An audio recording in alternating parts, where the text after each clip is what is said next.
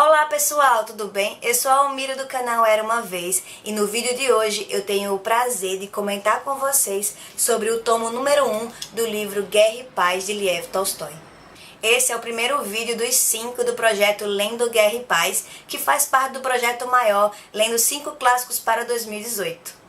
Primeiramente, eu queria deixar o meu agradecimento a todas as pessoas que participam do grupo do WhatsApp, pessoas que estão lendo junto comigo, que estão acompanhando aqui no canal. É um prazer compartilhar a leitura desse grande clássico com vocês.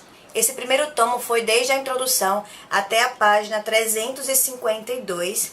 Foi uma leitura fácil de certa forma, somente a parte número 2 do primeiro tomo foi um pouco mais lenta, um pouco mais arrastada. Eu vou comentar um pouquinho por quê. Antes de comentar um pouco mais sobre o livro, eu queria falar sobre os 2 textos de apoio que eu vou utilizar na leitura desse clássico. O primeiro é o livro A Era das Revoluções, do Hobbes Brown, e o segundo, o livro da Zaha, A Queda de Napoleão.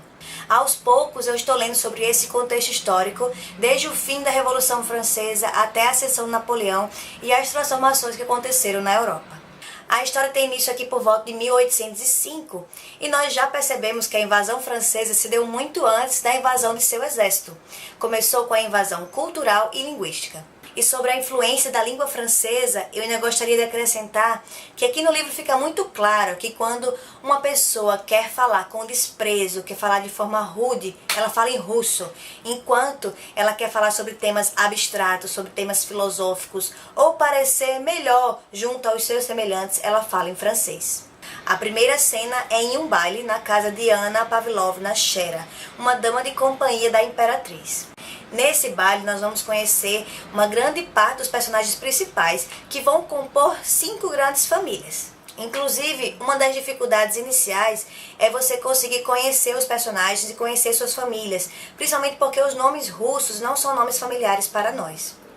Para facilitar a minha vida, eu pesquisei no Google e imprimi a genealogia das famílias, que são a família Bezukov, a família Kuragin, a família Mamontova, a família Rostov, a família Shinshi e a família Bolkonsky. Vai retratar com maestria a sociedade russa do início do século XIX, uma sociedade predominantemente agrária, com 2 grandes cidades, que é Moscou e São Petersburgo. O foco é na aristocracia russa e na elite militar, que assume um papel bem mais importante na segunda parte do tomo 1, que é quando há as descrições das primeiras guerras entre a Rússia e Napoleão. Uma coisa que eu já percebi em Anna Karenina, de Lev Tolstói, que eu li ano passado e que também fiz resenha aqui para o canal, é o modo como ele perfeitamente constrói os seus personagens para serem pessoas muito reais, pessoas complexas, pessoas que estão ali naquela escala de cinza, que tem defeitos e qualidades. A sua guerra também é uma guerra muito verdadeira, uma guerra real. Ele comenta sobre as minúcias, as banalidades do dia a dia na guerra, e não somente os feitos heróicos, o derramamento de sangue e aquela coisa idílica que vemos em muitos livros sobre guerra. Vemos aqui alguns soldados que nunca guerrearam e que achavam que não estavam indo para a guerra, e sim para um tabuleiro de war, que se eles perdessem não tinha problema nenhum. Vemos também de perto a idolatria pelo czar e aquela busca cega pelo heroísmo sem propósito. O livro compõe-se de personagens fictícios e personagens reais que nós podemos conhecer com um pouco mais de detalhes aqui no apêndice no final do livro. O Tolstói também se utilizou de alguns documentos históricos para compor o livro, como podemos perceber através de cartas, tanto cartas de Napoleão quanto cartas do exército austríaco. Inclusive, eu gostaria de deixar o meu comentário sobre essa edição da Companhia das Letras, que tem a mesma tradução da Cosaque Naif do Rubens Figueiredo. Além de ser uma edição linda, com uma fonte super adequada à leitura, folhas amareladas, e esse apêndice que eu já comentei, também tem uns mapas. E nesse mapa aqui, esse mapa foi extremamente útil para mim, que não conheço a geografia do leste europeu.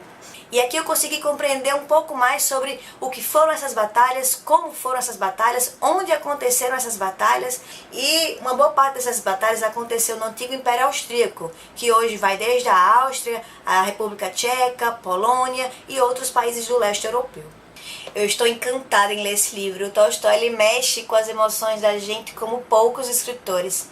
Ele consegue ter aquele humor inteligente, aquele humor irônico, que nos faz abrir um sorrisinho, que as pessoas ao nosso redor querem saber o que você está lendo para poder ter o mesmo sorriso que você. Ao mesmo tempo, ele consegue que nós nos identifiquemos com alguns dos personagens, que temos empatia com outros e que nós, por vezes, até odiamos alguns dos personagens. Vocês têm noção que eu tô no tomo 1 e eu já briguei com diversos personagens porque eu não acreditei no que eles estavam fazendo.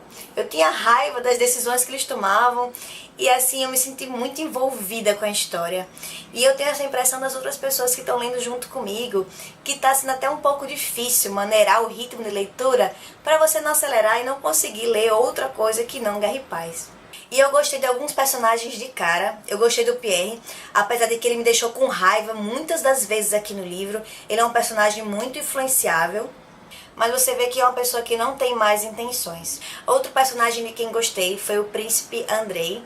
Ele é um personagem complexo, talvez ele divida opiniões. Eu não gostei de tudo que ele fez até o momento no livro, mas eu compreendo o seu anseio de glória, o seu anseio de ser alguém além dele mesmo.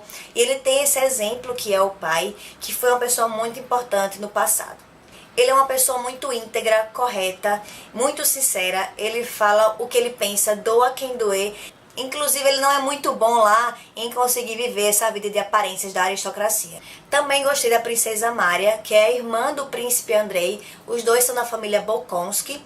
De certa forma, eu tive um pouco de pena dela. No começo, ela não foi um personagem que me cativou de cara. Mas depois que eu entendi como ela vive, o que ela sente, eu consegui me identificar muito mais com ela. Mas desses três, ainda não cheguei no meu personagem favorito, que é a Natasha, da família Rostov.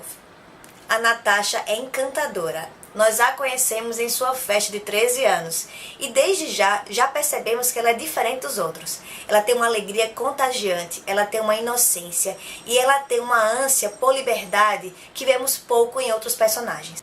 Ela não vai muito atrás das opiniões alheias. E olha que nós estamos falando de uma mulher no século XIX na Rússia. A sua alegria em viver e a busca por realização pessoal são dois traços marcantes da personagem. Por outro lado, eu já tenho uma família de quem eu não gosto. Eu não vou com a cara dos Kuragin. Desde o papelão do patriarca, que é o Vassili, até os filhos dele também. Desde o babaca do Hippolyte até o porra louca do Anatoly e a fingida, a sonsa Helene. E outro personagem do meu ódio é o personagem Dolohov. E o motivo pelo qual eu o detesto não está no tomo 1, está no comecinho do tomo 2. Então eu não vou comentar em detalhes para você que ainda não chegou nessa parte. E aqui olha só a quantidade de marcações que eu já fiz no livro. Eu estou chegando perto da metade do tomo 2 e eu estou encantada, apaixonada com Guerra e Paz. Eu estou com grandes expectativas. Se esse livro continuar me conquistando na velocidade que está conquistando, talvez consiga derrubar o post número 1 do livro Os Miseráveis de Victor Hugo, que eu li esse ano também. Se você tem esse livro em casa, se você tem esse livro na estante, não perca a chance de começar a ler. Leia o quanto antes. Não é uma leitura difícil. A linguagem do Tolstói, ela não é complicada. O Tolstói escrevia para as massas. Somente a parte 2 do tomo 1 é um pouco mais arrastada porque tem mais conteúdo, é mais densa no caráter histórico, como aconteceu com o capítulo sobre a Batalha de Waterloo, lá no livro Os Miseráveis. Mas uma coisa eu posso dar como praticamente certa. Se você concluir esse primeiro tomo e chegar ao segundo tomo, momento em que você já está adaptado aos personagens, você já ama e já detesta diversos deles, dificilmente você vai abandonar esse livro. E se você gostou dos meus comentários, por favor, dê seu joinha, se inscreve no canal e compartilha com os amigos. Obrigada!